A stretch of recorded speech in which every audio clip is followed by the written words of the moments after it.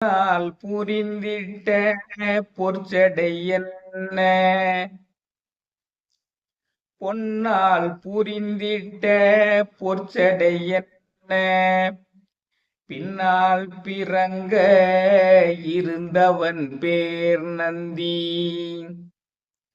என்னால் தொழப்படும் எம்மிறை மற்றவன் தன்னால் தொழப்படுவார் தான் இல்லை தானே. அவன் எப்படிப்பட்டவன்? தன்னால் தொழப்படுவார் தான் இல்லை தானே. அவன் வணங்குவதற்கு என்று அவனினும் மேலான பொருள் இந்த அவனியிலும் பிரபஞ்சத்திலும் இல்லை. அவனே அனைத்திற்கும் மேலானவன், அனைத்து சக்திகளுக்கும் மேலானவன் அப்படிங்கிறத நம்ம உணர வைக்கிறார்.